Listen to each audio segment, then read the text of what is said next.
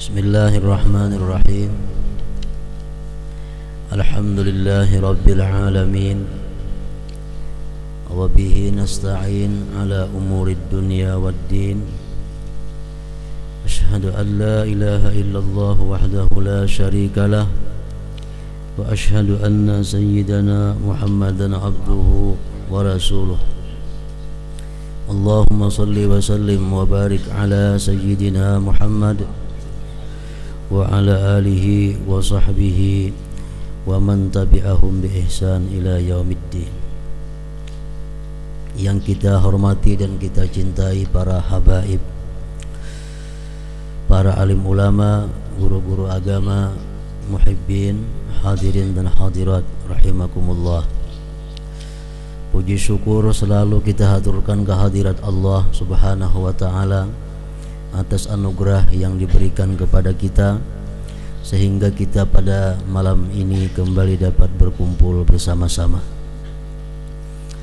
Dan pula tidak lupa salawat dan salam kita haturkan kehadiran junjungan kita Nabi besar Muhammad sallallahu alaihi wasallam, dan juga kepada seluruh keluarga, para sahabat, zurriyat dan pengikut beliau ila yaumil qiyamah.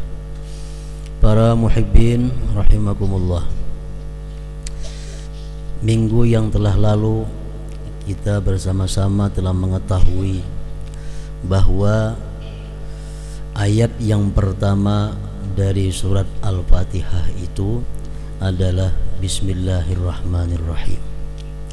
Itulah yang disebut dengan mazhab Imam Asy-Syafi'i radhiyallahu anhu. Bismillahirrahmanirrahim artinya adalah dengan nama Allah yang maha pengasih lagi maha penyayang. Abda'u, aku mulai.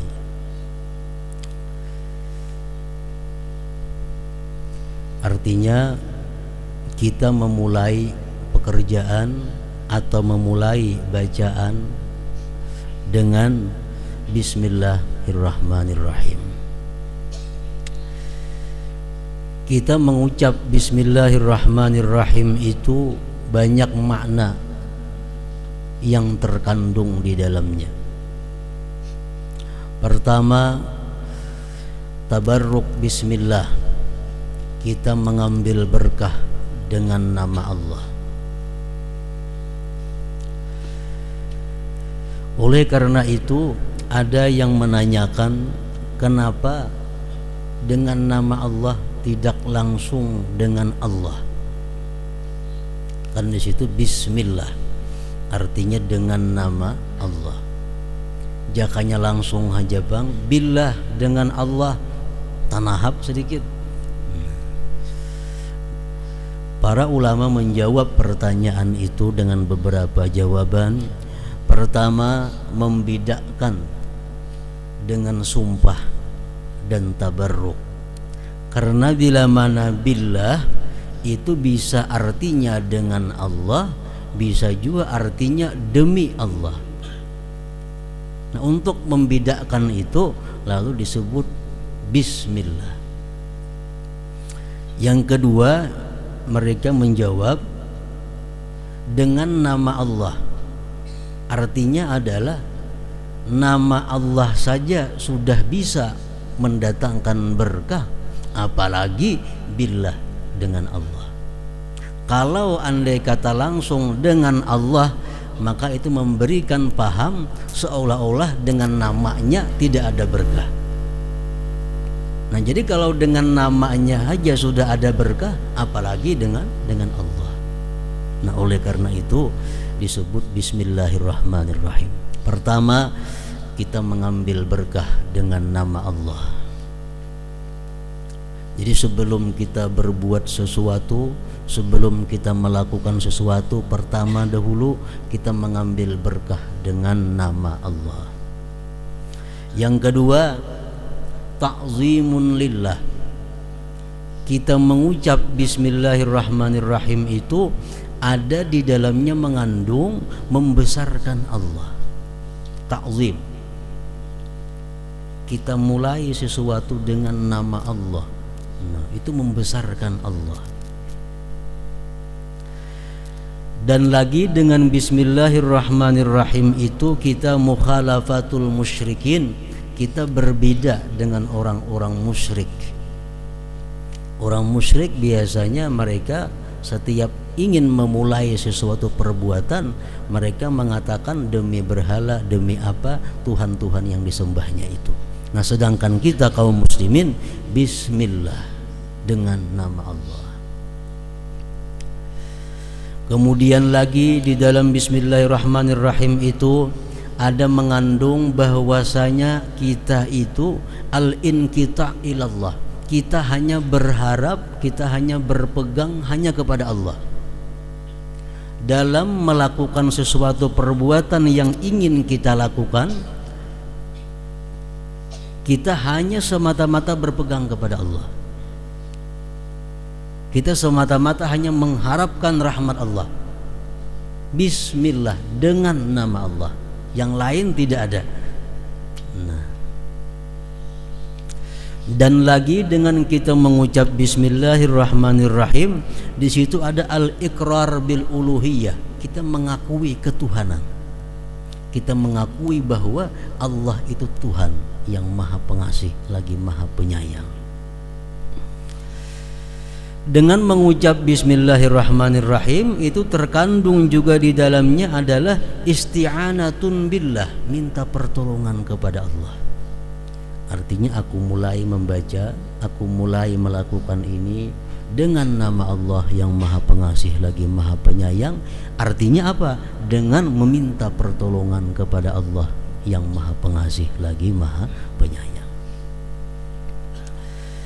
Dan yang tidak kalah pentingnya, dengan kita mengucap bismillahirrahmanirrahim sebelum kita melakukan sesuatu yang mulia itu, tardus syaitan, gunanya pula adalah menolak syaitan.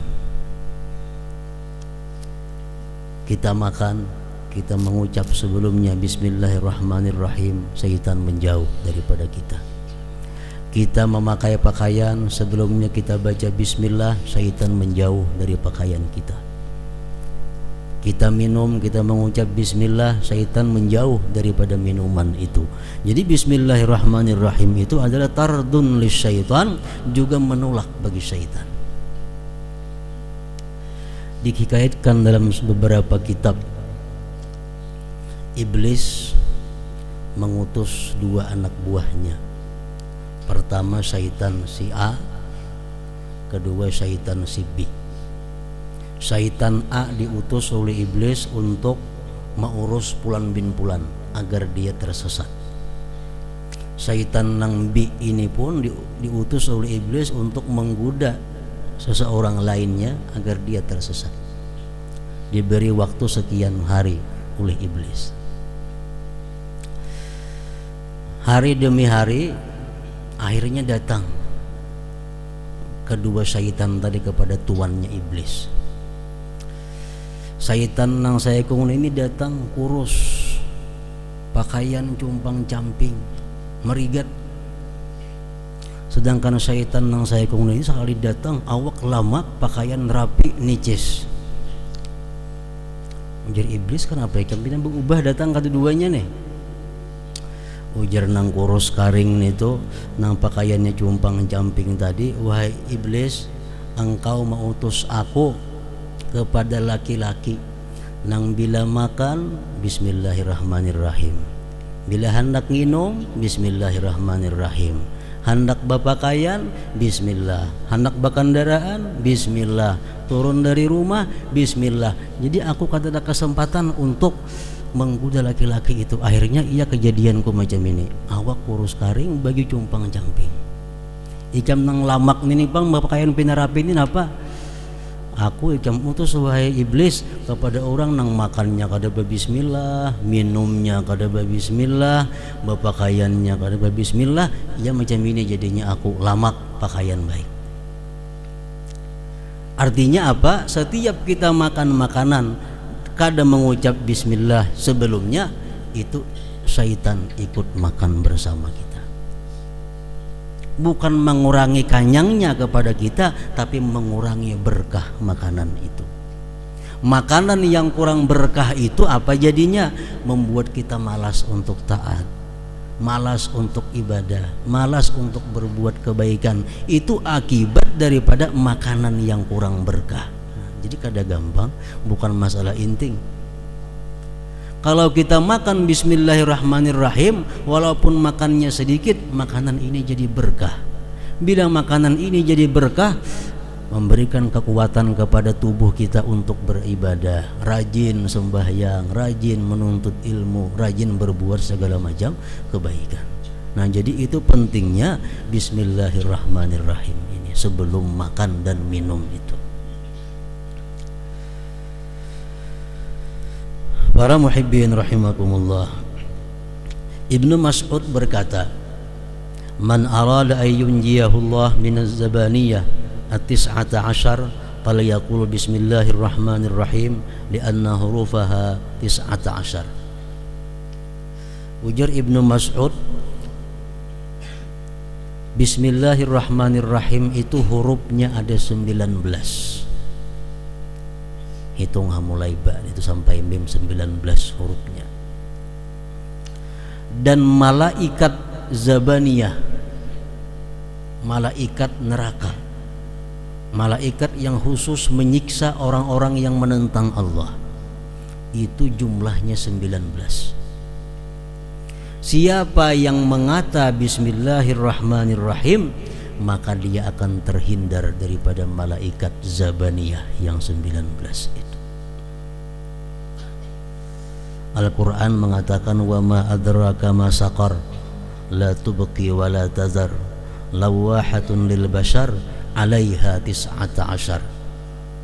Tahukah engkau neraka? Neraka itu tidak meninggalkan, tidak menyisakan daging, rambut daripada tubuh kalian, semua dibakarnya. Lawahatun lil bashar, dia menghancurkan kulit-kulit manusia. Bismillah, tis'ata ashar, di atas neraka itu ada 19 malaikat yang disebut dengan zabaniyah. Bila kita membaca bismillahirrahmanirrahim dengan hati yang bersih dan penuh keimanan, 19 huruf bismillahirrahmanirrahim itu mendinding kita, mencegah kita daripada cengkraman malaikat zabaniyah yang 19 itu. Ini khusus bismillahirrahmanirrahimnya. Lain yang hendak makan, lain istilah membaca bismillahirrahmanirrahim. Kalau kita membaca Ratibul Atas, itu sudah ada di sana. Ratibul Atas ada bismillahirrahmanirrahim, bismillahirrahmanirrahim, bismillahirrahmanirrahim, bismillah tahassadna billah. Nah, jadi ada bismillah 3 kali di situ. Dan dalam ratib lain itu kada ada. Hanya ada di Ratibul Atas bismillahirrahmanirrahim, beliau mengulang-ulang 3 kali. Bila kita baca itu dengan hati yang bersih, dengan penuh keimanan, mendinding kita daripada malaikat zabaniyah tadi. Para muhibbin rahimakumullah. Nah, jadi bismillahirrahmanirrahim, kita membaca Fatihah, artinya aku memulai membaca surat Fatihah ini dengan nama Allah yang Maha Pengasih lagi Maha Penyayang. Geritik hati hendak membaca Al-Quran, minat, keinginan hati untuk membaca Al-Quran, untuk sembahyang, untuk berbuat kebaikan, itu merupakan nikmatul uzma, nikmat yang besar, nikmat yang agung. Bila hati kita ini ada tegeritik hendak menuntut ilmu, hendak membaca Al-Quran, hendak sembahyang, ada minat dalam hati kita, itu nikmat Allah yang agung kepada kita. Kita baca bismillahirrahmanirrahim, aku mulai, ini pekerjaanku, ini sembahyangku, ini bacaanku dengan bismillahirrahmanirrahim, itu nikmat yang agung. Bila mana kita dapat nikmat, apa yang paling layak kita katakan? Kita dapat nikmat, apa yang paling berhak kita sebut? Tidak ada lain selain daripada Alhamdulillahi Rabbil Alamin. Nah itu orang sembahyang khusyuk kalau mengerti, orang mengerti kalau sembahyang khusyuk. Nah Bismillahirrahmanirrahim, dengan nama Allah aku sembahyang, aku bisa membaca Quran, itu nikmat Allah. Lalu Alhamdulillahi Rabbil Alamin, segala puji bagi Allah Tuhan semesta alam. Rasulullah sallallahu alaihi wasallam bersabda, alhamdulillah thamanu kulli ni'mah. Alhamdulillah itu adalah harga tiap-tiap nikmat. Allah memberi kita nikmat, kita alhamdulillah lunas. Bila Allah memberi nikmat kepada kita, kita kadang mengucap alhamdulillah, kita belum bayar nikmat itu. Alhamdulillah thamanu kulli ni'mah. Alhamdulillah itu adalah harganya nikmat. Bahkan Allah Subhanahu wa taala disabdakan oleh Rasulullah sallallahu alaihi wasallam, apabila Allah memberikan kepada hambanya satu nikmat daripada nikmat duniawi, misal duit datang atau makanan datang atau pakaian datang kepada kita sahut alhamdulillah. Allah berfirman, ujar Allah apa? Itu lihat hambaku, dia ku beri sedikit, dia ku beri dunia yang tidak ada artinya, tapi dia balas aku dengan ucapan yang sangat besar yang abadi sampai hari akhirat nantinya. Alhamdulillahi Rabbil Alamin. Rasulullah sallallahu alaihi wasallam bersabda lagi, alhamdulillah amanun lin ni'mah min zawaliha. Bila kita dapat nikmat lalu kita ucap alhamdulillah, itu adalah merupakan keamanan daripada hilangnya itu nikmat. Kita dapat nikmat, alhamdulillah, insyaallah ini nikmat akan tidak hilang, tidak akan dibinasakan oleh orang. Alhamdulillah amanun lin ni'mah min zawaliha. Rasulullah sallallahu alaihi wasallam bersabda lagi, kullu amrin zibalin la yubda'u fihi bilhamdulillah wa huwa aqta. Tiap-tiap sesuatu perkara yang mulia yang tidak dimulai padanya dengan alhamdulillah, maka itu perkara menjadi potong, kurang berkahnya. Nah, maksudnya adalah ada dalam beberapa keadaan tertentu kita disuruh mengucap yang pertama itu alhamdulillah, bukan bismillah. Dalam keadaan-keadaan tertentu kita dianjurkan oleh Rasulullah, ucapan pertama yang kita ucap alhamdulillah, bukan bismillah. Ada lagi dalam keadaan-keadaan lain, ucapan yang kita ucap alhamdulillah itu letaknya sesudah bismillahirrahmanirrahim.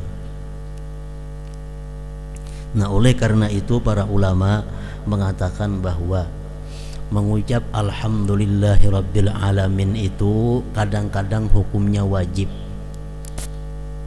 seperti kita sembahyang alhamdulillahi rabbil alamin, itu wajib. Kalau ketinggalan itu kada sah sembahyang. Nang wajib lagi dalam khutbah Jumat alhamdulillah ngir hatib, nah itu wajib. Ada lagi alhamdulillah itu mengucap hukumnya sunat, seperti waktu khutbah nikah. Khutbah nikah itu dimulai dengan alhamdulillah, itu sunat. Memulai doa dengan alhamdulillah itu sunat, tapi sebaiknya doa itu dimulai dengan bismillahirrahmanirrahim dahulu, nang kedua hanya alhamdulillah.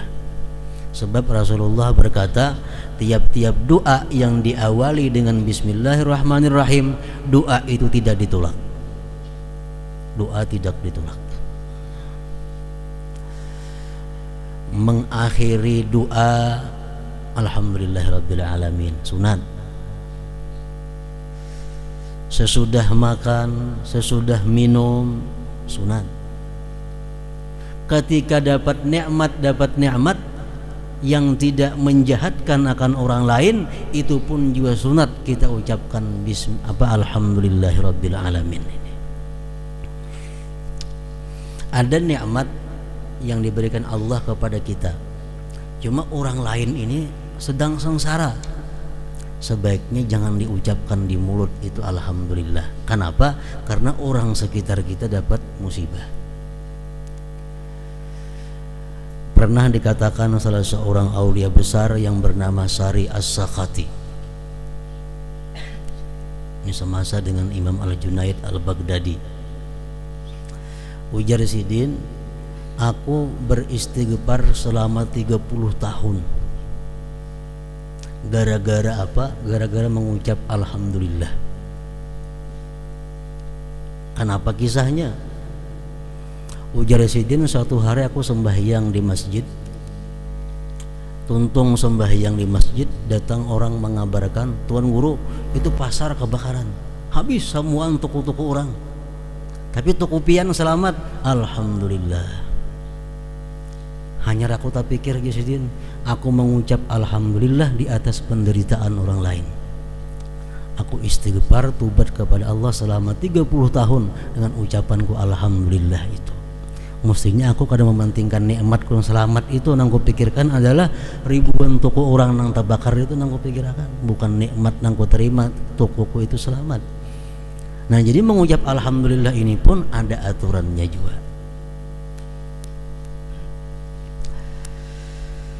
Mengucap alhamdulillah bisa makruh bila mulut kita bernajis atau kita berada di tempat-tempat najis, tempat kotor lainnya.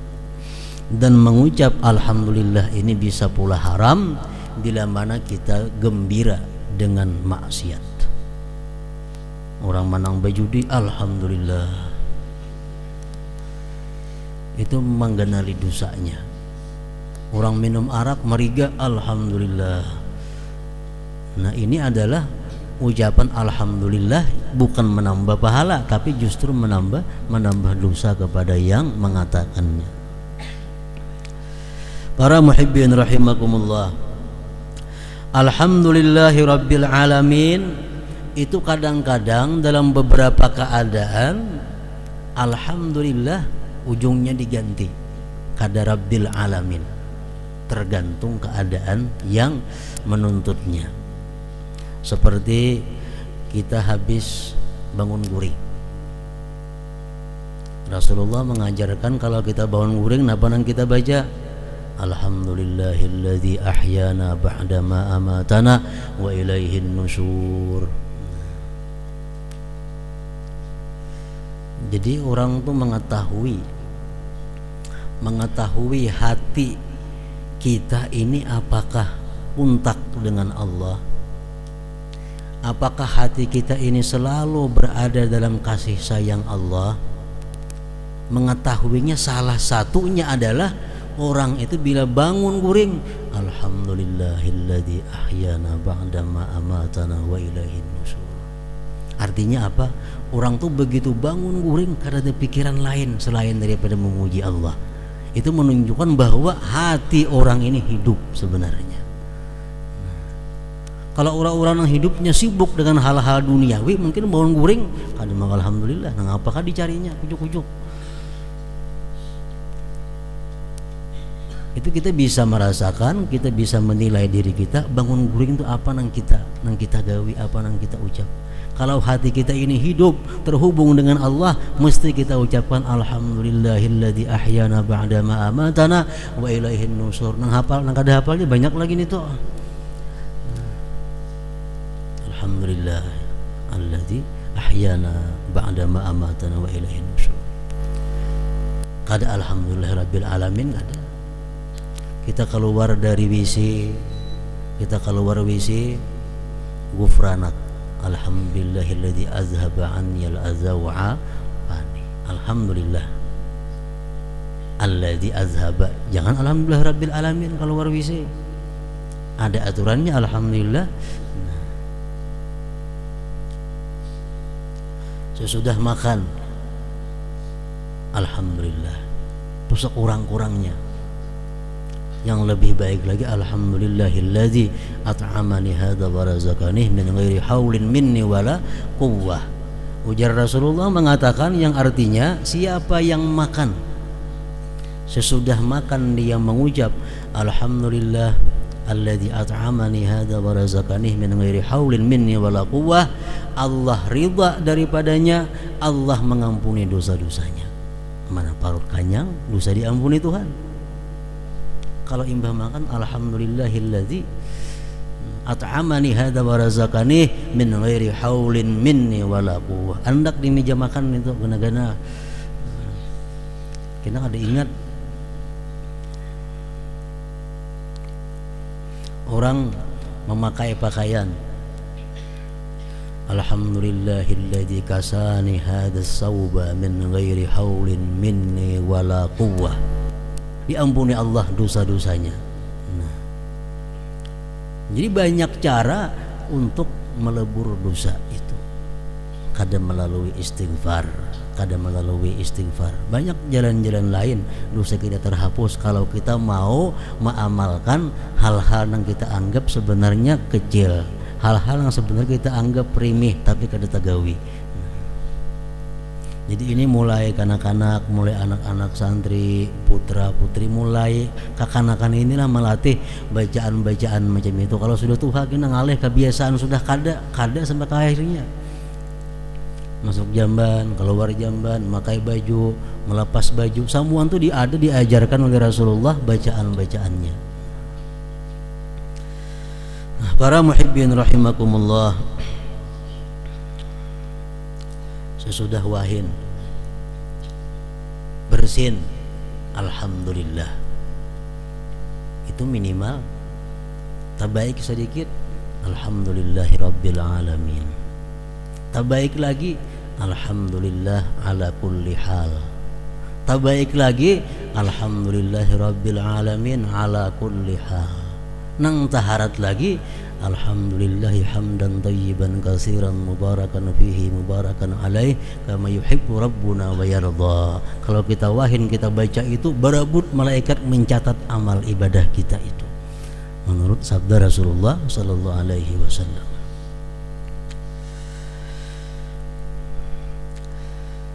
Menurut perkataan para ulama, alhamdulillah samaniyatu ahrufin wa abwabul jannah samaniyah. Faman qala hadhihi samaniyah an safai qalbihi istahaqqa samaniyata abwabil jannah. Alhamdulillah itu adalah 8 huruf. Pintu surga pun 8 huruf. Siapa-siapa yang mengata alhamdulillah dengan hati yang bersih, maka dia akan berhak untuk masuk ke 8 pintu surga itu. Duduk kita imbah makan kah, kita renungi nikmat Allah, diberi makanan, kawa menyuap, kawa mengunyah, kawa masukkan ke dalam parut. Kita renungi nikmat-nikmat itu, akhirnya alhamdulillah. Nah iya, itu artinya 8 huruf. Kita baca alhamdulillah berdasarkan hati yang bersih, hati yang penuh merenungi nikmat-nikmat Allah. Nah, kita akan berhak 8 pintu surga nantinya. Nah, sesudah alhamdulillahi rabbil alamin, ayat yang kedua daripada surat Al-Fatihah, ayat yang ketiga adalah Ar-Rahmanir Rahim. Ar-Rahmanir Rahim.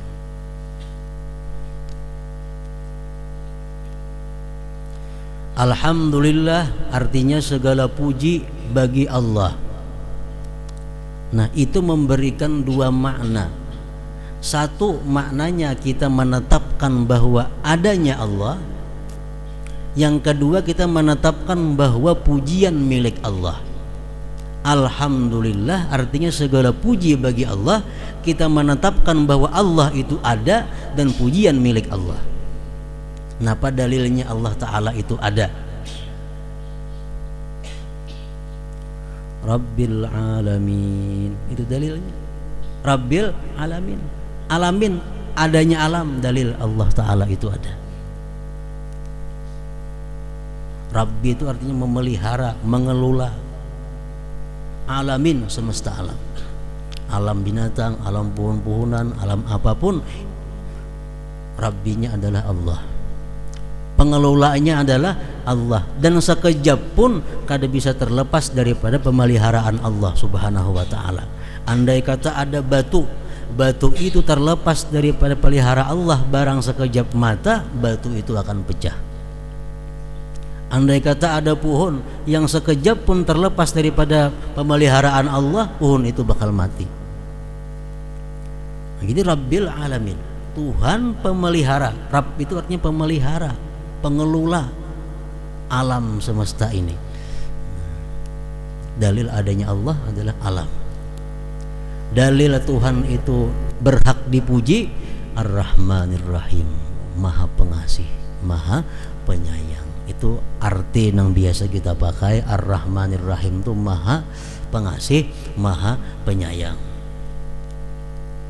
Padahal artinya menurut para ulama adalah Ar-Rahman itu artinya yang memberikan nikmat yang besar, yang agung, yang memberikan nikmat-nikmat yang agung seperti nikmat iman, nikmat Islam, nikmat umur, nikmat sihat, nikmat melihat, nikmat mendengar. Itu Ar-Rahman. Kalau Ar-Rahim yang memberikan nikmat yang kecil-kecil, seperti bertambahnya iman, seperti bertambahnya ilmu, seperti tajamnya dua mata, seperti tajamnya dua pendengaran. Itu adalah nikmat yang kecil-kecil, urusannya Ar-Rahim. Jadi Allah memberikan nikmat yang besar-besar dan nikmat yang kecil-kecil. Ar-Rahmanir Rahim.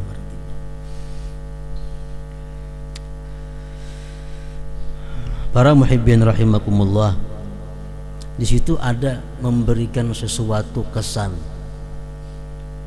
yang menyebabkan kita itu takut dan menyebabkan kita harap.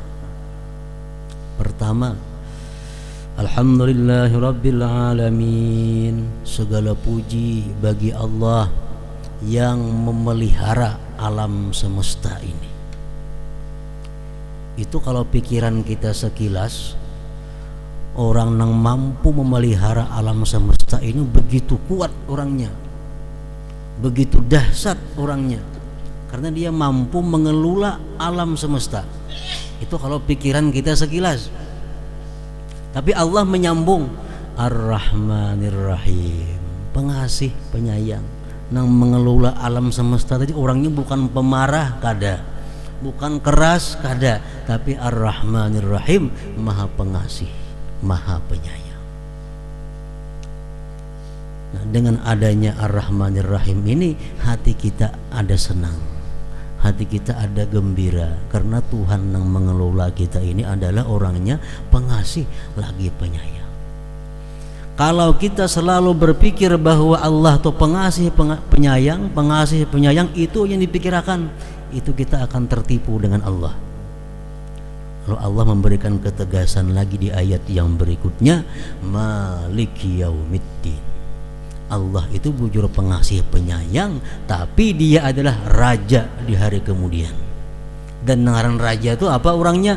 Pasti bersikap adil. Arti adil apa? Memperhitungkan segala sesuatu yang besar dan yang sekecil-kecilnya. Itu membuat kita takut lagi kepada Allah Subhanahu wa Ta'ala. Nah, jadi artinya apa? Kita membaca surat Al-Fatihah itu hati kita ini bulak-bulik antara gembira, senang dengan Allah dan kembali takut kepada Allah Subhanahu wa Ta'ala. Nah, Alhamdulillahirabbil alamin, Ar-Rahmanir Rahim, Maliki Yaumiddin, raja pada hari pembalasan nanti. Nah, selanjutnya ayat yang berikutnya adalah Iyyaka na'budu wa iyyaka nasta'in. Kita membaca surat Al-Fatihah yang kita hadiahkan untuk Habib Zain bin Ahmad Al-Idrus agar beliau disihatkan, diafiatkan oleh Allah Subhanahu wa Ta'ala. Wa ila hadratin Nabi sallallahu alaihi wasallam. Al-Fatihah. Bismillahirrahmanirrahim.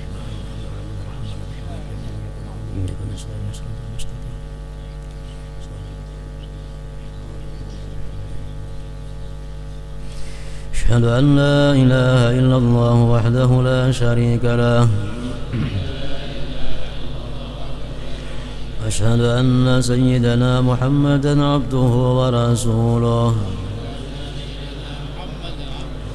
لا إله إلا الله